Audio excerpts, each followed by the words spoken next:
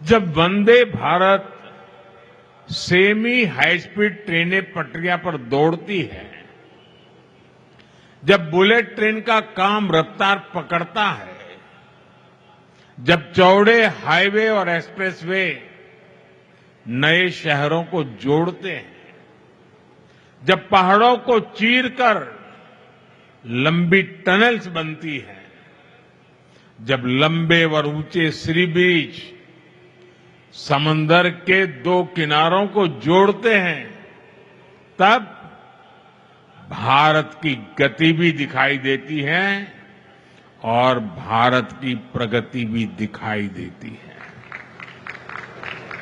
तब भारत के नौजवानों की उड़ान को नए पंख लगते हैं। साथियों, आज का कार्यक्रम भी इसी सिलसिले को आगे बढ़ा रहा है। नवी मुंबई इंटरनेशनल एयरपोर्ट एक ऐसा प्रोजेक्ट है जिसमें विकसित भारत की झलक है। ये छत्रपति शिवाजी महाराज की धरती पर बना है और इसका आकार कमल के फूल जैसा है, यानी ये संस्कृति और समृद्धि का जीवंत प्रतीक है।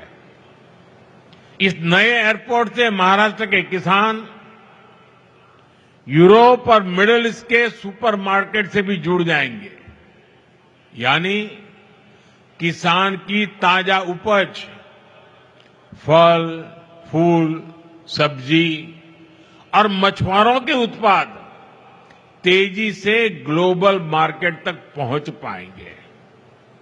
इस एयरपोर्ट से यहां आसपास के छोटे और लघु उद्योगों के लिए एयरपोर्ट की लागत कम होगी। यहां निवेश बढ़ेगा, नए उद्योग, नए उद्यम लगेंगे। मैं महाराष्ट्र और मुंबई के सभी लोगों को इस एयरपोर्ट की बहुत बहुत बधाई देता हूं।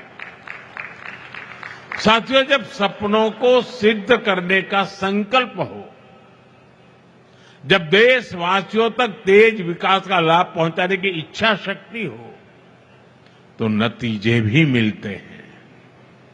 हमारी हवाई सेवा और इससे जुड़ी इंडस्ट्री इसका बहुत बड़ा प्रमाण है। आपको याद होगा 2014 में जब देश ने मुझे अवसर दिया तो मैंने कहा था कि मेरा सपना है कि हवाई चप्पल पहनने वाला भी हवाई सफर कर सके। इस सपने को पूरा करने के लिए बहुत जरूरी था कि देश में नए नए एयरपोर्ट बनाए जाए। हमारी सरकार ने इस मिशन पर गंभीरता से काम शुरू किया। बीते 11 साल में देश में एक के बाद एक नए एयरपोर्ट बनते चले गए। साल 2014 में हमारे देश में सिर्फ 74 एयरपोर्ट थे। आज भारत में एयरपोर्ट की संख्या 160 को पार कर गई है। साथियों, जब देश के छोटे छोटे शहरों में एयरपोर्ट बनते हैं तो वहां के लोगों को हवाई सफर के लिए विकल्प मिलने लगता है और इसमें भी पैसे की मुश्किल कम करने के लिए हमने उड़ान योजना शुरू की ताकि सस्ते में लोगों को हवाई जहाज का टिकट मिल पाए। उड़ान योजना की वजह से बीते दशक में लाखों लोगों ने पहली बार हवाई सफर किया है, अपना सपना पूरा किया है। साथियों, नए एयरपोर्ट बनने और उड़ान योजना से लोगों को तो सुविधा मिली है और साथ ही भारत दुनिया का तीसरा बड़ा डोमेस्टिक एविएशन मार्केट भी बना है। अब तो हमारी एयरलाइंस लगातार अपना विस्तार कर रही है और लोगों के लिए आश्चर्य होता है जब दुनिया के लोग जानते हैं अकेले हिंदुस्तान से इन दिनों हवाई जहाज बनाने वाली कंपनियों के पास करीब करीब 1000 नए हवाई जहाज का ऑर्डर बुक पड़ा है। इससे नए pilots, cabin crew, engineers, ground workers के लिए नए अवसर बन रहे हैं। साथियों, जब जहाज बढ़ते हैं तो मेंटेनेंस, रिपेयर का काम भी बढ़ता है। इसके लिए भी हम भारत में ही नई सुविधाएं बना रहे हैं। हमारा लक्ष्य है कि इस दशक के अंत तक भारत एक बड़ा एमआरओ हब बने। इसमें भी भारत की युवाओं के लिए रोजगार के अनेक नए अवसर बन रहे हैं। साथियों, आज भारत दुनिया का सबसे युवा देश है। हमारी ताकत हमारे नौजवान हैं।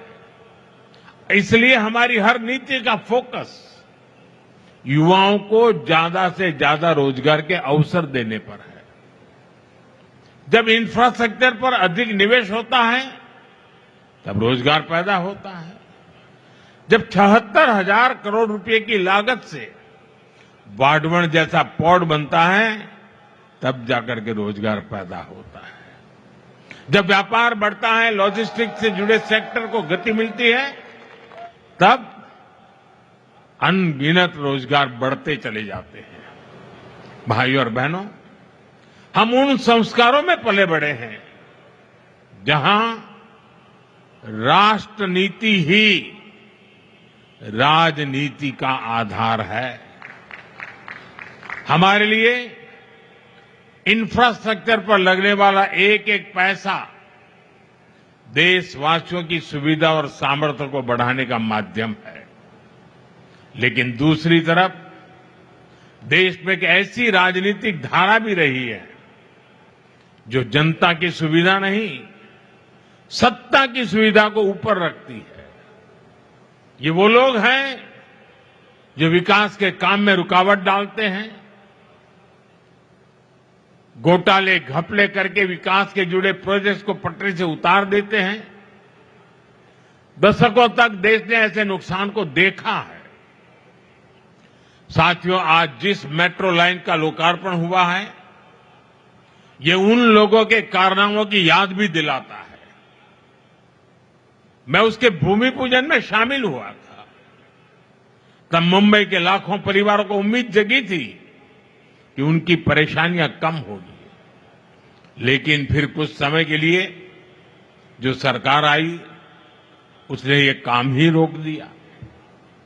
उनको सत्ता मिली, लेकिन देश को हजारों करोड़ रुपए का नुकसान हुआ। इतने सालों तक असुविधा हुई। अब ये मेट्रो लाइन बनने से 2-2.5 घंटे का सफर 30-40 मिनट में हो जाएगा। जिस मुंबई में एक एक मिनट का महत्व है, वहां 3-4 साल तक इस सुविधा से मुंबईकर वंचित रहे। ये किसी पाप से कम नहीं है। साथियों, पिछले 11 वर्षों से देशवासियों का जीवन आसान बनाने पर, ईज ऑफ लिविंग पर बहुत अधिक जोर दिया जा रहा है।